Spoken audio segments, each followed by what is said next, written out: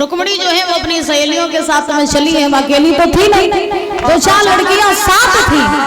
अब भगवान चक्कर में पड़ गई। भगवान सोचने लगे कि अभी ये आई है 5-6, बुलाया था हमने एक रुक्मिणी को, चली आई 5-6, अब हम पता कैसे करेंगे कि इसमें हमारी वाली रुक्मिणी कौन सी है।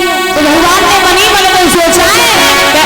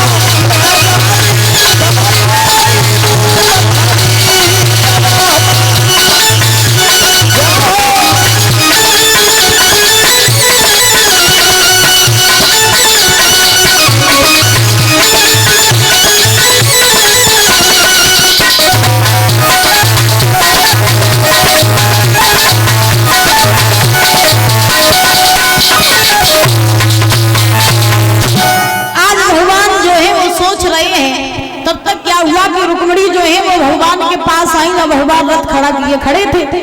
रुक्मिणी ने भगवान से कहा कौन हो तुम? बोले कन्हैया। तुम आई हो? बोले हम आई हैं। तो भगवान ने कहा तुम कौन हो? बोले हम रुक्मिणी हैं। तो भगवान और रुक्मिणी की आंखों ही आंखों में बातें हो गई। बोले ले चलो। भगवान बोले चलो। तो भगवान ने रुक्मिणी का हाथ पकड़ा और रथ में बैठाया, वहां से भाग गए। अब जब भगवान वहां से भागे परीक्षित जी, तो रुक्मिणी की जो सहेलियां रही उन सबने देखा कि दीदी तो चली गई, तो वो रोती हुई भागती हुई आई अपने घर पे मैया सुतमती के पास और रोने लगी। बोली मैया गजब हो गया। सुतमती ने कहा क्या हुआ, क्यों रो रही हो? और तुम्हारे साथ तो रुक्मिणी गई थी, उन्हें कहाँ छोड़ी आई, अकेली कैसी आई? सहेलियां बोली मैया दीदी तो चली गई। कौन लाई है? सुना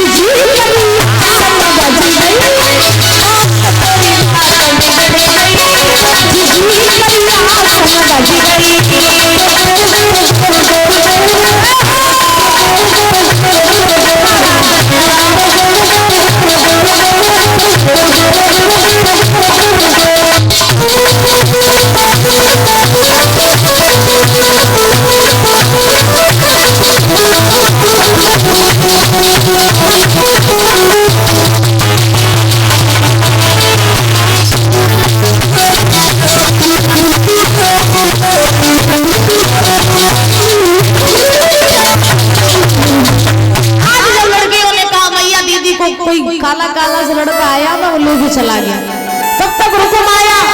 रुकुम कहीं जब महाराज सुना कि रुक्मिणी तो चली गई, तो रुकुम ये दौड़ करके गया शिशुपाल के पास, तो जवाब दिया हमने कही थी होशियारी से आई हो, अब ठाड़ा रहो दूल्हा बने, ठाड़ा रहो बहुत धरे। रुक्मिणी तो चली गई है, ब्याह भी संग करे चली गई है। अब रुकुम जो है वो अपनी सेना लेकर के भागा, और जैसे ही रुकुम सेना लेकर के भागा है तो परीक्षित जी भागते भागते आगे आगे भगवान का रथ है, पीछे पीछे रुकुम का रथ है। एक जंगल में जाकर के भगवान का रथ घेर लिया रुकुम ने और कहा कन्हैया ये तुम्हें जानता था कि तूने वन वन में गाय चराई, तू लूट लूट के माखन खाया, तूने गोपियों को छीन चुराई, लेकिन हम ये नहीं जानते थे आज तू मेरी